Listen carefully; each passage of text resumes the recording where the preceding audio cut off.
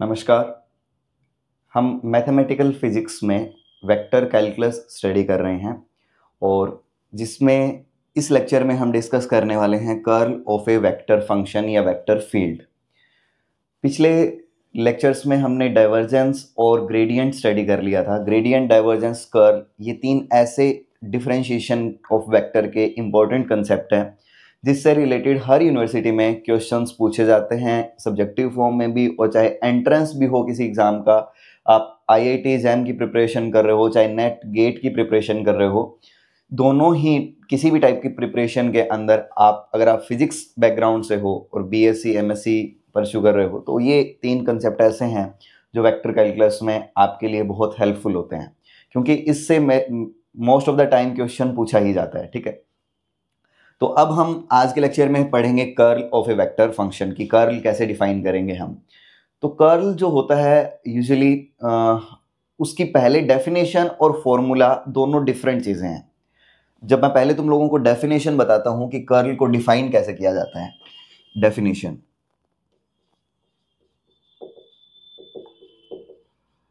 अगर मान लो तुम्हारे पास कोई वेक्टर फंक्शन ए वेक्टर एज्यूम कर लेता हूं और ए वेक्टर का तुमने कर्ल को डिफाइन करना है, तो वो डिफाइन करने के लिए तुम्हारे पास जैसे मान लो एक क्लोज्ड लूप कंसीडर किया तुमने। लूप समझते हो? लूप एक प्लेन में होता है, ठीक है, 3D स्ट्रक्चर नहीं है, ये एक 2D स्ट्रक्चर है।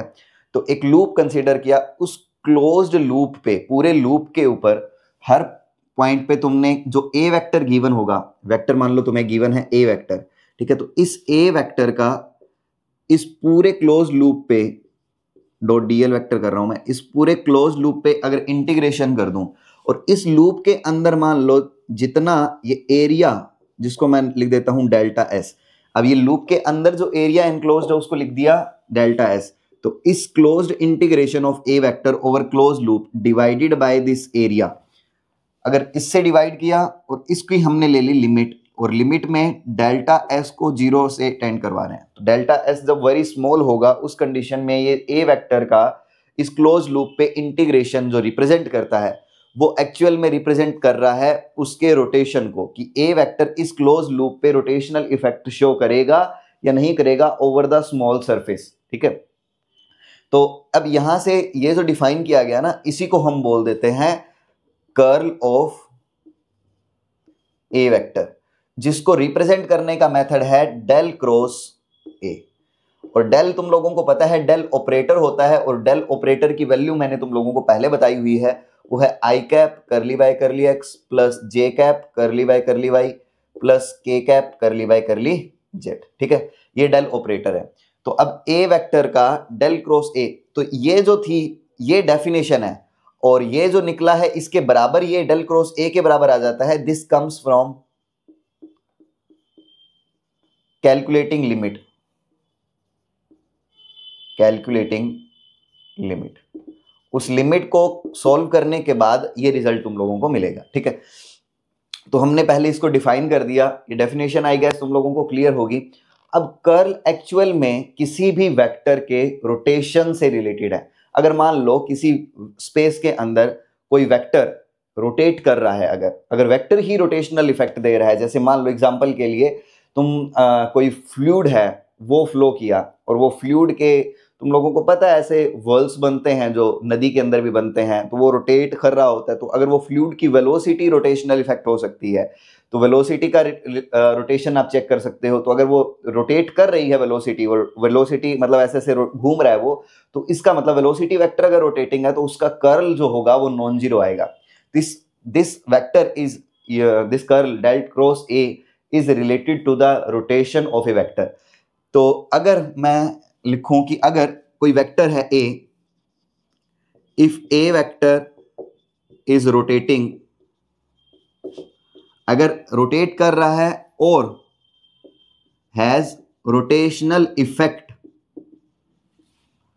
रोटेशनल इफेक्ट, रोटेशनल इफेक्ट का मतलब अगर ये खुद रोटेट ना करे लेकिन इसके अंदर अगर कुछ भी आ गया, उस ए वेक्टर वाले फील्ड में अगर कुछ भी आ गया तो वो रोटेट कर जाएगा। तो मतलब ये रोटेशनल इफेक्ट भी अगर शो कर रहा है ना, तो भी रोटेशनल इफेक्ट, देन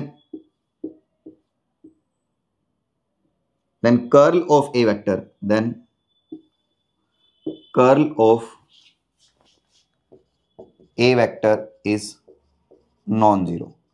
तो उस कंडीशन में अगर a रोटेट किया या इसने रोटेशनल इफेक्ट जनरेट किया, उस कंडीशन में उसका जो कर्ल होगा वो नॉन जीरो होगा। ठीक है, अब कर्ल नॉन जीरो होने का मतलब ये डेल क्रॉस a की वैल्यू जो निकालोगे वो नॉन जीरो होगी। डेल क्रॉस a जो तुम्हें नजर आ रहा है वो डेल एक ऑपरेटर है जो एक वेक्टर क्वांटिटी को रिप्रेजेंट कर रहा है, जिसमें i, j और k कोफिशिएंट्स के साथ पार्शियल डेरिवेटिव है, एंड a वेक्टर भी एक वेक्टर है।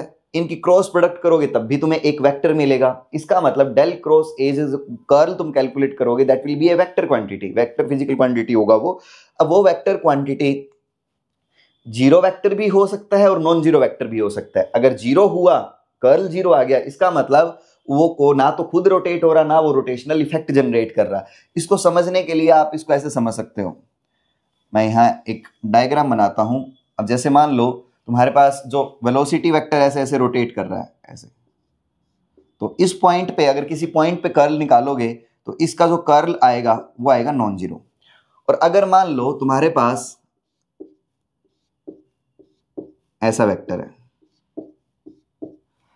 अब ये वेक्टर जितनी लेंथ यहां पे उतनी ही लेंथ यहां पे है, तो किसी भी पॉइंट पे देखोगे तो ना तो ये वेक्टर रोटेट किया और ना इस ये रोटेशनल इफेक्ट जनरेट कर रहा है, इसका कर्ल जो होगा वो जीरो होगा। और एक मैं यहां पे बनाता हूं जैसे ये,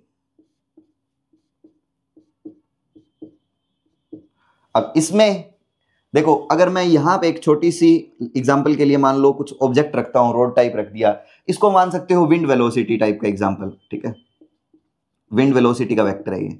विंड वेलोसिटी का मतलब जो वेलोसिटी है हवा की, वो वेलोसिटी ऊपर ज्यादा है और नीचे कम है। तो ऊपर ज्यादा हुई नीचे कम हुई, तो इसका मतलब ऊपर वाला पार्ट उसको ज्यादा धकेल देगा, नीचे वाला कम धकेलेगा। तो ऊपर ज्यादा धकेल रहे हो, अगर मान लो इसको मैं ऊपर ज्यादा धकेल रहा हूं तो ये ऐसे रोटेट नहीं कर जाएगा। तो अगर ये रोटेट कर गया ना, तो अब यहाँ पे ये जो रखोगे तो ये रोटेट हो जाएगा। तो इसमें अगर इस वेक्टर का तुम कर्ल देखोगे तो इसका जो कर्ल आएगा वो आएगा नॉन जीरो।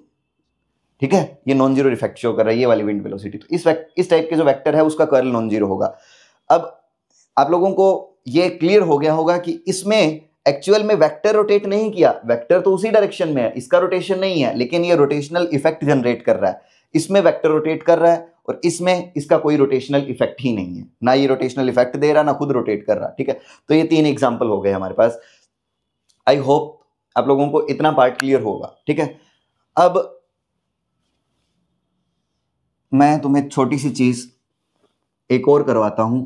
अगर किसी भी वेक्टर का कर्ल जीरो है, डेल क्रॉस ए, मैं यहां लिख देता हूं इफ, अगर del cross A curl zero आ जाता है, इट इंप्लाइज ए वेक्टर को बोला जाता है इररोटेशनल। इररोटेशनल अगर कि वो रोटेट नहीं कर रहा, इररोटेशनल है। एंड और बोल सकते हो कंजर्वेटिव वेक्टर। कंजर्वेटिव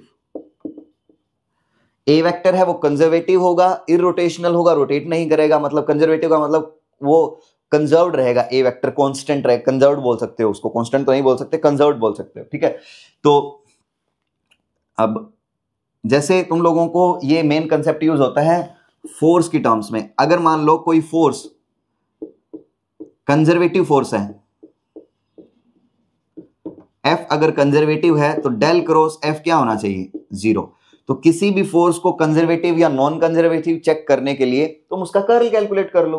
फोर्स का कर्ल जीरो आ जाता है तो वो कंजर्वेटिव हो गया, नॉन जीरो आया तो नॉन कंजर्वेटिव हो गया, बस सिंपल सी बात है। तो कंजर्वेटिव फोर्स को कंजर्वेटिव या नॉन कंजर्वेटिव चेक करने के लिए तुम डेल क्रॉस एफ को जीरो के इक्वेट करवा के देख सकते हो वैल्यू कितनी आती है, डेल क्रॉस एफ कैलकुलेट कर सकते हो। ठीक है, अगर ऐसा होता है कि ए कंजर्वेटिव और इररोटेशनल हो जाए तो उस कंडीशन में ए वेक्टर को, दिस ए वेक्टर, यहां पे ऊपर लिखते हैं थोड़ा सा, this A vector can be, A vector can be written as A vector is equal to del phi.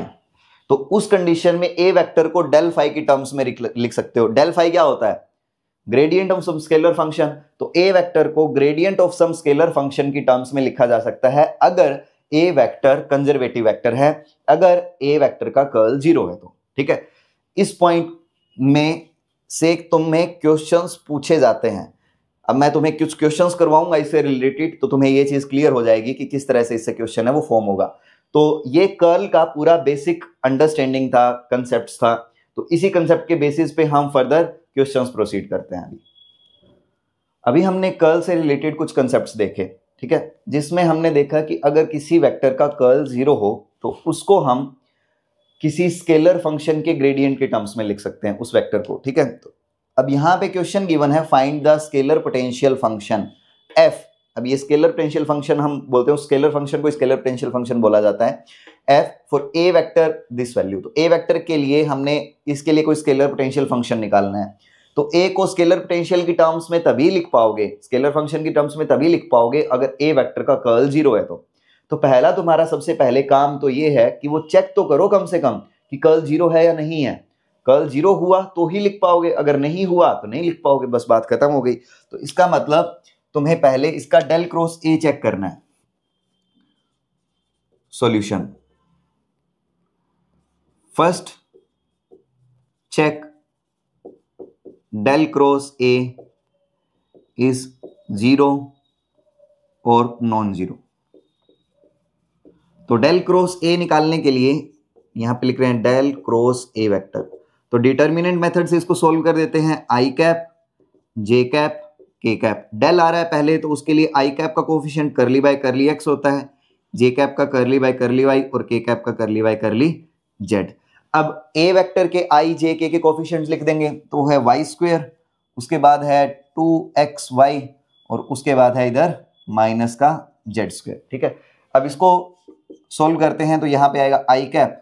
I cap के लिए सॉल्व करने हैं तो जेड स्क्वायर के रिस्पेक्ट में ये 0 हो गया और जेड स्क्वायर का वाई के रिस्पेक्ट में 0 हो जाएगा, जेड के रिस्पेक्ट में इसका ये भी 0 हो जाएगा। तो आ गया 0 माइनस 0 प्लस नहीं, यहाँ माइनस आता है जे कैप के आगे, ये माइनस जे कैप, ये और ये छोड़ा तो एक्स के रिस्पेक्ट में जेड स्क्वायर का ये 0 होगा, फिर जेड के रिस्पेक्ट में वाई स्क्वायर का ये भी 0 हो गया, प्लस का के कैप।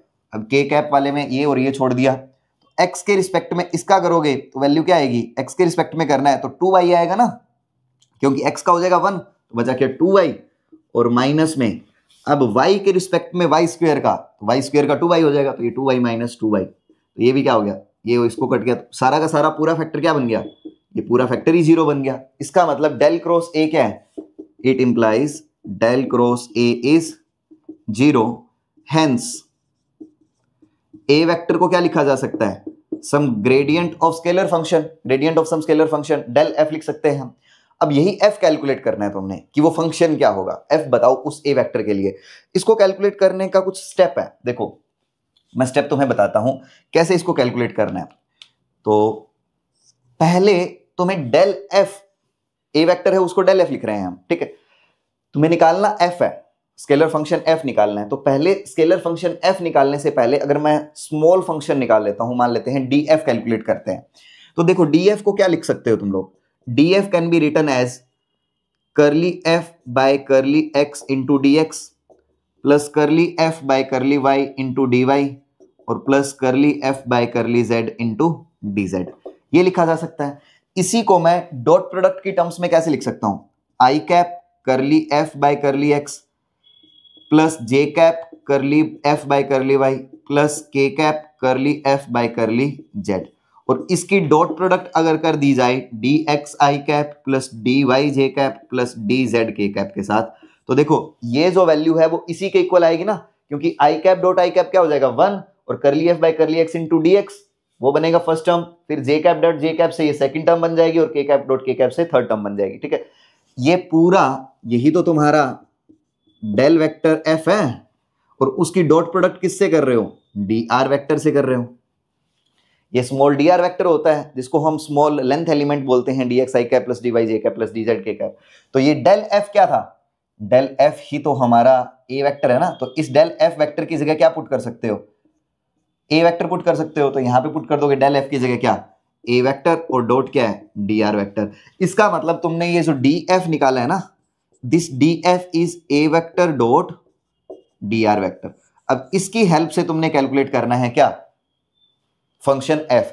तो डीएफ निकाल दिया। एफ कैलकुलेट करने के लिए दोनों साइड क्या कर दोगे, इंटीग्रेशन। तो इंटीग्रेट कर दोगे तो तुम्हें स्केलर फंक्शन एफ मिल जाएगा, ठीक है। तो उसको चलो ऊपर सोल्व कर देते हैं।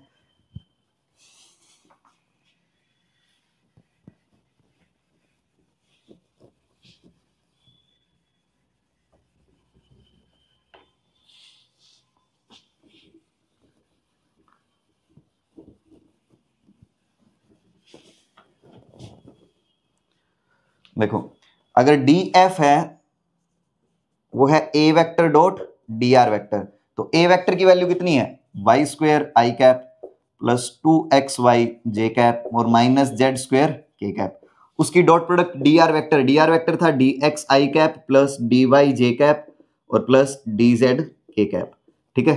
अब इसकी डॉट प्रोडक्ट सोल्व करोगे तो ये वैल्यू बनेगी आई डॉट आई हो जाएगा 1, तो वाई स्क्वेयर के साथ आएगा D x, J dot J 1 हो गया तो 2xy के साथ आएगा dy, और उसके बाद देखो उसके बाद क्या होगा, dz के साथ मल्टीप्लाई में क्या आएगा जेड स्क्वेयर, तो ये आएगा माइनस का जेड स्क्वेयर इंटू dz। अब अगर तुमने f कैलकुलेट करना है तो उस पूरे का क्या करोगे, इंटीग्रेशन, उस पूरी टर्म का इंटीग्रेशन सोल्व करना है। अब यहां पे देखो वाई स्क्वेयर का x के रिस्पेक्ट में इंटीग्रेशन है, 2xy का y के रिस्पेक्ट में, जेड स्क्वायर का dz, तो ये जेड स्क्वायर का z के रिस्पेक्ट में इंटीग्रेशन ये तो सोल्वेबल है, लेकिन ये दो टर्म तो सोल्व नहीं कर सकते क्योंकि तुम्हें y x का फंक्शन नहीं पता ना x y का फंक्शन पता, तो उसको सोल्व डायरेक्टली तुम सोल्व करके नहीं लिख सकते। तो इसको हम क्या करेंगे, इसको कंप्लीट डेरिवेटिव की टर्म्स में लिख सकते हैं। देखो क्या, अगर मैं ऐसे लिखता हूं d of x y square, तो इसको क्या लिखा जा सकता है, अगर x को कांस्टेंट करोगे तो y स्क्वायर का डिफरेंशिएशन होगा, x को कांस्टेंट कर दिया, y स्क्वायर का डिफरेंशिएशन 2y और इनटू में dy, प्लस में अब मैं y स्क्वायर को अगर कांस्टेंट कर देता हूं तो x का डिफरेंशिएशन क्या हो जाएगा dx, तो ये y square into dx plus ये बन गया 2xy इंटू dy और प्लस का y स्क्वायर dx, ये किसके बराबर है, d ऑफ xy का होल स्क्वायर, xy का स्क्वायर। तो देखो यहाँ पे 2x dy है, 2x dy 2xy dy और y स्क्वायर dx है, यहाँ पे y स्क्वायर dx है। तो इन दोनों पूरी टर्म को सोल्व करके क्या लिखा जा सकता है, इसको ये लिख सकते हो d ऑफ एक्स वाई का स्क्वायर, इसका integration minus integration of Z square dz। तो ये कंप्लीट डेरिवेटिव का इंटीग्रेशन तो वही फंक्शन हो जाएगा, तो ये बन जाएगा एक्स वाई स्क्वायर और माइनस जेड स्क्वायर का हो गया जेड क्यूब बाई 3 और प्लस का सम कांस्टेंट। तो ये तुमने स्केलर फंक्शन है f वो कैलकुलेट कर दिया। This is final answer. ये सी मैंने कांस्टेंट क्यों लगाया है, क्योंकि ये इनडेफिनेट इंटीग्रल है, इसमें लिमिट तुम्हें नहीं पता थी कहां से कहां तक कैलकुलेट करना है उस फंक्शन को। तो हमने इस तरह से, अगर तुम्हें कोई भी स्केलर फंक्शन कैलकुलेट करने के लिए आता है किसी वेक्टर के लिए, तो उस वेक्टर का पहले कर्ल जीरो करके चेक करना है, उसके बाद कर्ल जीरो हो जाए तो उसके बाद उसको हम डी एफ कैलकुलेट करेंगे ए डॉट डी आर से, उस वेक्टर की डी आर से डॉट प्रोडक्ट कर दो, देन देयर आफ्टर इंटीग्रेटेड, ठीक है। तो अब एक और क्वेश्चन इससे रिलेटेड डिस्कस करते हैं। देखो एक और इरोटेशनल वेक्टर का हमने क्वेश्चन कंसीडर किया है, find constant A B C so that F vector तुम्हें ये गिवन है is irrotational, A B C की वैल्यू निकालनी है और तुम्हें गिवन है कि एफ वेक्टर इरोटेशनल है, रोटेट नहीं कर रहा। इसका मतलब इरोटेशनल वेक्टर के लिए क्या जीरो करते हैं, कर्ल जीरो करेंगे, तो इसका कर्ल जीरो कर दो तो तुम्हें वैल्यू निकल जाएगी ए बी सी की। तो इस टाइप का क्वेश्चन भी एग्जाम्स में बहुत मल्टीपल टाइम्स पूछा जाता है। तो as F vector is irrotational, hence del cross f is equal to 0। तो यहां पे अब कर्ल जीरो करना है, तो कर्ल जीरो करने के लिए डेल क्रॉस f की वैल्यू कैलकुलेट करते हैं हम। तो del cross f is equal to determinant method से सॉल्व करेंगे, I cap J cap K cap, curly by curly x, curly by curly y, curly by curly z। अब f के i cap के coefficient है x plus 2y plus az और j cap का coefficient है bx minus 3y minus z और k cap का coefficient है 4x plus cy plus 2z, ठीक है। अब इसको सॉल्व करना है तो पहले i कैप के लिए सॉल्व कर देते हैं। तो i कैप के लिए सॉल्व करोगे ये और ये हट गया, अब y के रिस्पेक्ट में इसका डिफरेंशिएशन करोगे तो क्या आएगा, c आएगा सिर्फ, तो c माइनस में, अब z के रिस्पेक्ट में इसका डिफरेंशिएशन करोगे तो वैल्यू क्या बनेगी, x का हो गया 0, y का हो गया 0 और z माइनस z है यहाँ पे, तो माइनस z का हो गया -1, लेकिन एक माइनस हमने पहले से लगाया हुआ है, तो z का पार्शियल वो उस टर्म को डिफरेंशिएट करने के बाद -1 आया, एक माइनस पहले से पड़ा था तो c + 1 हो गया। माइनस का जे कैप, ये और ये छोड़ दिया। अब x के रिस्पेक्ट में इस टर्म का डिफरेंशिएशन क्या बनेगा, 4, y और z का हो गया 0, 4 माइनस में ये और ये छोड़ा हुआ था ना, इनका तो हो गया। अब इसको सोल्व करते हैं, तो z के रिस्पेक्ट में इसका करोगे तो वैल्यू क्या आएगी, x का हुआ 0, y का हुआ 0 और az का z के रिस्पेक्ट में क्या बनेगा a, तो माइनस का यहाँ पे बन जाएगा a, ठीक है, प्लस का k कैप। अब उसके बाद इसको और इसको छोड़ दो, x के रिस्पेक्ट में इसका करोगे तो आएगा b, क्योंकि y और z का 0 हो गया। y के रिस्पेक्ट में इसका करोगे तो x और z का 0 हो जाएगा और इसका बनेगा 2, तो b माइनस 2 और इज इक्वल टू 0। तो अब ये कर्ल जो है वो कर्ल 0 था, क्योंकि हमें गिवन था कि जो f वेक्टर है वो इरोटेशनल है, ठीक है। तो अब इसका मतलब ये पूरी टर्म 0 कब होगी, जब i कैप, j कैप और k कैप को कोफिशिएंट्स भी 0 होने चाहिए। तो वो 0 करने के लिए c+1 की value must be c+1 is equal to 0। It implies c की वैल्यू आ गई -1, एक वैल्यू ये निकाल दी, और 4 minus a is equal to 0। It implies a की वैल्यू आ गई 4, और b minus 2 is equal to 0। It implies b की वैल्यू आ गई 2, ठीक है। तो ये a b c की तीनों की वैल्यूज हमने कैलकुलेट कर दी, ठीक है। तो इस तरह से आप लोगों को क्वेश्चंस पूछा जा सकता है, इरोटेशनल दे दिया, कंजर्वेटिव दे दिया और वैल्यू निकालने के लिए बोल दिया a की वैल्यू, कुछ कांस्टेंट होंगे उसके अंदर और उनकी वैल्यू निकाल के बताओ, ठीक है। तो इस टाइप के क्वेश्चंस बहुत बार पूछे जाते हैं। अब एक क्वेश्चन और देखते हैं। अब हमारे पास एक आइडेंटिटी है जिसको हमने प्रूव करना है। Prove that for every field vector v vector divergence curl of v is equal to 0। तो इसको प्रूव करने का मतलब ये है कि किसी भी वेक्टर के लिए अगर डेल डाइवर्जेंस कैलकुलेट करना है तो डॉट करोगे, कर्ल का मतलब डेल क्रॉस v, तो del dot del cross v की वैल्यू 0 होगी, हमेशा होगी ये, और इसको हमने प्रूव करना है, ठीक है। एक चीज पहले मैंने तुम्हें बताया था कि कर्ल जो है किसी वेक्टर का अगर 0 है तो उस ए वेक्टर को तुम gradient of some scalar function लिख सकते हो, ठीक है। तो इसका मतलब पता है क्या हुआ कि कर्ल ऑफ ग्रेड एफ 0 होता है। इसको ये भी लिख सकते हो, curl of grad F is equal to 0।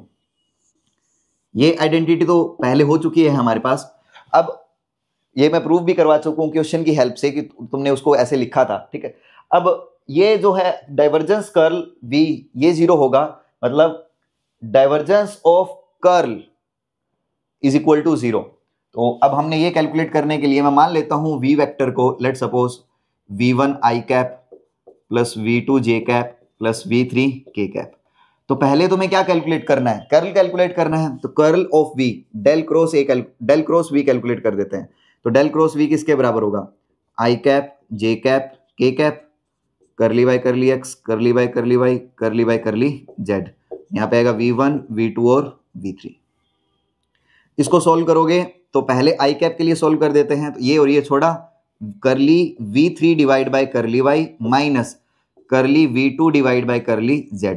j cap के लिए सॉल्व करते हैं, ये और ये छोड़ दिया, तो x के रिस्पेक्ट में v3 वाला आएगा, तो करली v3 divide by curly x, और z के रिस्पेक्ट में 1 वाला आएगा, तो करली v1 डिवाइड बाय करली z, और प्लस में k कैप, और ये छोड़ दोगे तो x के रिस्पेक्ट में v2 और y के रिस्पेक्ट में v1, तो करली v2 bye curly x minus curly v1 bye करली y। ये हो गया।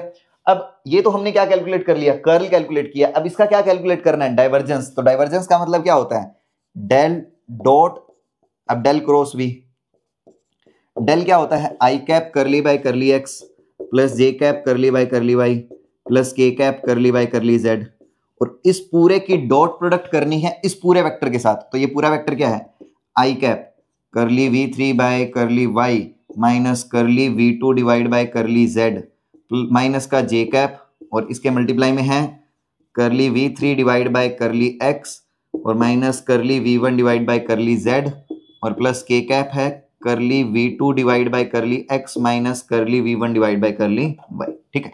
ये एज इट इज मैंने लिखा है, और ये था हमारा, ये तो हो गया del dot del cross v से ये निकाला था हमने। तो अब i की डॉट प्रोडक्ट करोगे i के साथ और j की डॉट प्रोडक्ट करोगे j के साथ। इससे सॉल्व करके देखते हैं कि क्या बनता है इक्वेशन, ठीक है। मैं यहां लिखता हूं इसको। इसके बाद इससे जो नेक्स्ट स्टेप है ना, इसके बाद का नेक्स्ट स्टेप इस बॉक्स में, ठीक है। तो ये i डॉट i बन जाएगा, तो ये बनेगा करली बाय करली x, और किसके मल्टीप्लाई में, वो करली v3 bye curly Y minus curly v2 divide by करली z। और जे वाले को लिए कर देते हैं तो जे डॉट जे ये माइनस में आएगा तो माइनस में करली बाय करली वाई है यहाँ पे, और उसके मल्टीप्लाई में आ रहा है ये करली v3 divide by curly x minus curly v1 divide by करली z। और के कैप के लिए क्या बनेगा, प्लस में के कैप का कोफिशिएंट है यहाँ पे करली बाय करली z, और उसके मल्टीप्लाई में यहाँ पे था के कैप का कोफिशिएंट करली v2 divide by curly x और minus curly v1 divide by करली y। अब क्या करना है, ये जो बाहर वाली टर्म है ना, इनको अंदर में पार्शियल डेरिवेटिव कर दो दोनों टर्म्स पे। तो ये इक्वेशन इसको इस पे लिखोगे तो ये क्या बनेगा, ये बनेगा करली square v3 divide by curly x करली y माइनस करली square v2 divide by curly x into करली z। और इसको फिर आगे लिखते हैं तो ये बनेगा माइनस करली स्क्वायर v3 डिवाइड बाय करली y करली x, और इसको लिखोगे तो ये बनेगा प्लस का करली स्क्वायर v1 डिवाइड बाय करली y इंटू करली z। ये करली y को करली z पे इस पे ऑपरेट करवा, मतलब करली y को इस पे भी और इस पे भी दोनों पे ऑपरेट करवा रहे हैं, तो वो डबल पार्शियल डेरिवेटिव हो गया ना। अब इस तरह से इसको भी करोगे तो ये बनेगा करली स्क्वायर v2 डिवाइड बाय करली z करली x और माइनस का करली स्क्वायर v1 डिवाइड बाय करली z इंटू करली y। अब देखो v3 वाली ये टर्म है और ये टर्म है, इसका पार्शियल डेरिवेटिव x और y के रिस्पेक्ट में है, इसमें भी x और y के रिस्पेक्ट में है, और ये एक प्लस है और एक माइनस है, ये कैंसिल आउट हो गया। अब v2 वाली देखो तो v2 में माइनस है और यहाँ पे प्लस है, ये z और x के है, ये भी z और x में है के पार्शियल डेरिवेटिव था उसके रिस्पेक्ट में था, ये भी कट गया। इसी तरह ये v1 yz एक प्लस है एक माइनस है, ये सारी टर्म क्या बन गई, जीरो। तो इससे हमने ये प्रूव कर दिया कि divergence of curl of v vector is equal to zero. तो divergence of curl is always zero and curl of grad f is equal to zero. तो ये दो आइडेंटिटीज हैं, चाहे इनको प्रूव भी हमने कर लिया है और इनको एज इट इज याद भी रख सकते हो, और ये बहुत इंपॉर्टेंट है, जो ईएमटी के अंदर भी ये आइडेंटिटीज यूज होती हैं, ठीक है। तो हमने कर्ल का डिस्कशन है वो कंप्लीट कर लिया है। अगर कोई डाउट हो, कुछ पूछना हो तो कमेंट सेक्शन में टाइप करके पूछ सकते हैं। मिलते हैं नेक्स्ट लेक्चर में, टिल देन बाय बाय।